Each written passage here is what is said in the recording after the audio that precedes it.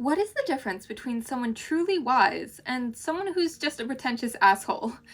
A pretentious person thinks they are wise because they know things others don't, while a wise person knows if they are wise, it is because they know that they know nothing.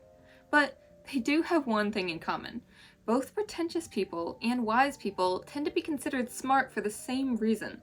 They say sentences with a higher information content than average. The difference between them is whether the words they use are a means to an end or end in itself of conveying information. In this video, I'm going to teach you how to tell the difference and apply it to the way you communicate, so that whether your vocabulary is large or small, people will come to you when they need words of wisdom. Hi, I'm Mayhem, musician, philosopher, cult leader, human, and you're watching my series, Neurohacking, How to Get More Smarter. So, let's break down my first claim. People are considered smart when they tend to say things with a higher information content than most people do. What does that mean? In order to understand it, we must first break down what information actually is. Information is basically stuff you didn't know before, but what does it mean to know something? Technically, you don't know the sun is going to rise tomorrow, you just expect it to with a very high certainty. But you expect lots of other things too, with lower degrees of certainty, sure, but your expectations are a form of knowledge. If I tell you I'm reading a Dr. Seuss book called The Cat in the... you know that the next word I'm going to say is hat.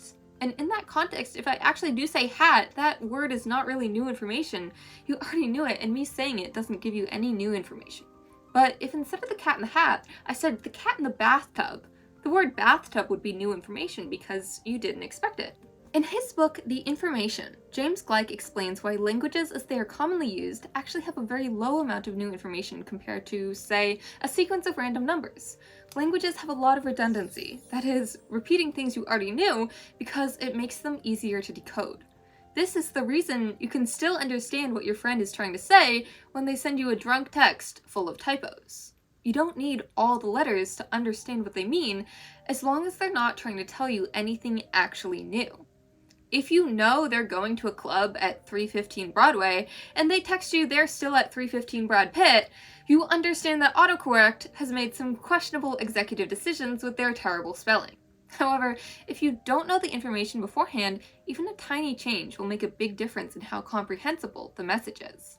If you don't know the address of the club, and they text you that it's 815 Broadway instead of 315 Broadway, now you have a much bigger miscommunication, even though the character difference is much smaller.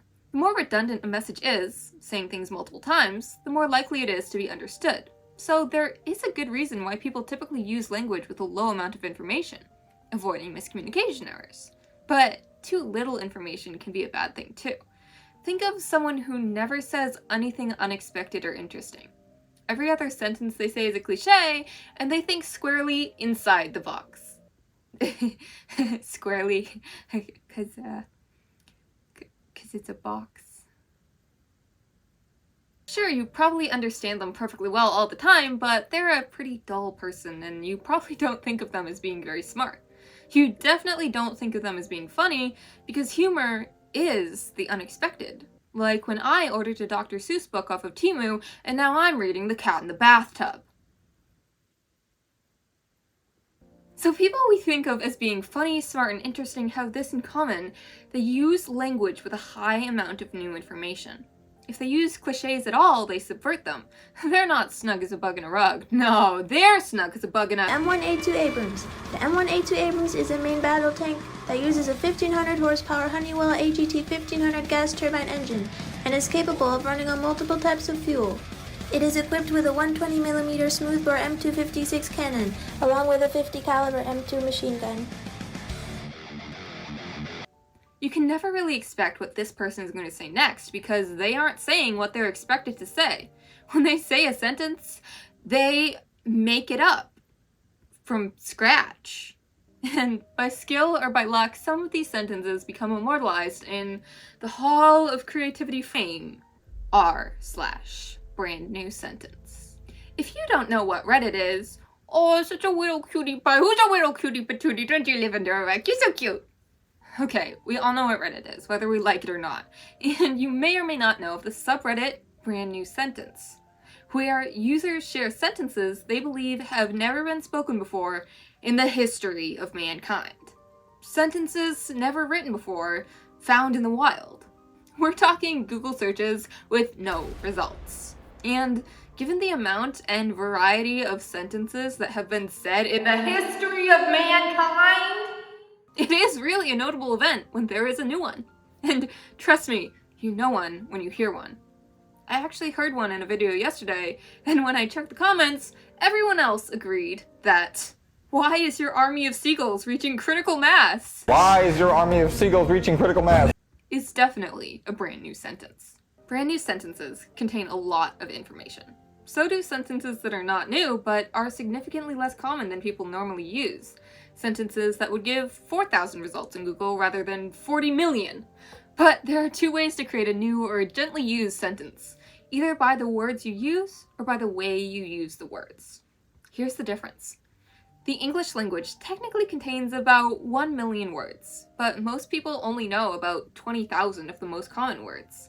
That means that if you use extremely rare words like ukalagon, which means a neighbor whose house is on fire, or peristironic, which means suggestive of pigeons, it's going to be pretty easy to make a brand new sentence with them. Heck, just use 2 extremely rare words in a sentence, and you're pretty much guaranteed to be the first one to say it.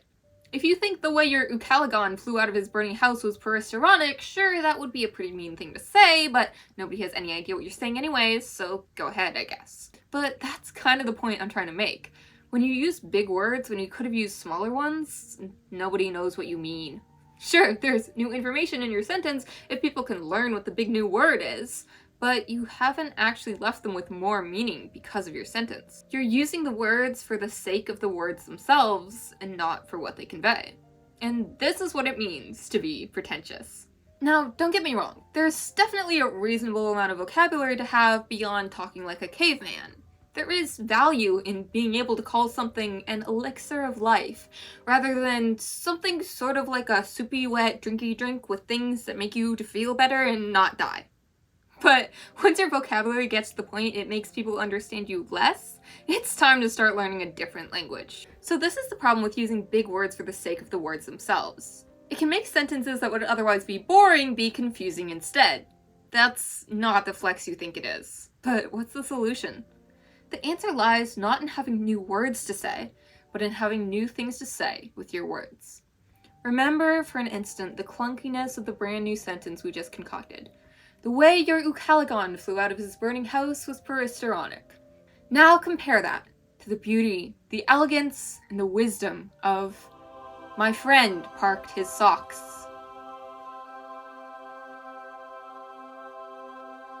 None of these words are big words. A kindergartner would know all of these words if you read it to them.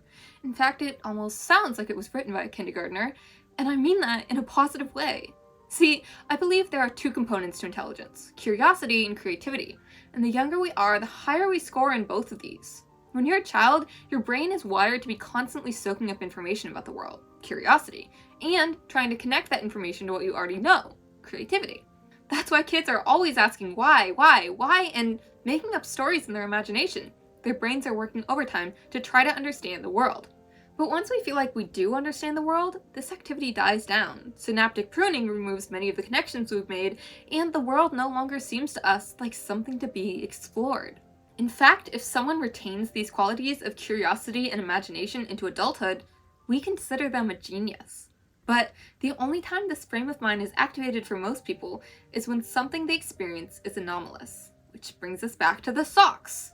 What is happening here with the socks is definitely anomalous. There isn't a codified word for doing this with your socks because nobody does this with their socks. So you could either describe it in a logical way. My friend places the socks next to the shoes in a structured way that suggests his feet are still in them, or simply use a metaphor. Parked. In my opinion, this takes more intelligence than describing it literally or happening to know a rare word that describes it already. Because neither of those options require your brain to make a new connection, in this case between socks and cars. Having a huge vocabulary just changes more unknown things into known things, which, if anything, decreases the amount you have to grapple with the unknown, which is where true works of genius are produced. On the other hand, if you use your words in new ways to describe your life and the world around them, you will be speaking the language of poets, or rather, you'll be creating it. This is what makes the things you say truly memorable, when everybody understands what you said, but nobody expected it. All it requires of you is to see the world with the eyes of a child for a moment, to stop pretending you already understand everything. I made a video about how to do this called How to Learn That You Know Nothing. I hope this video has helped your army of seagulls to reach critical mass. Love, Mayhem.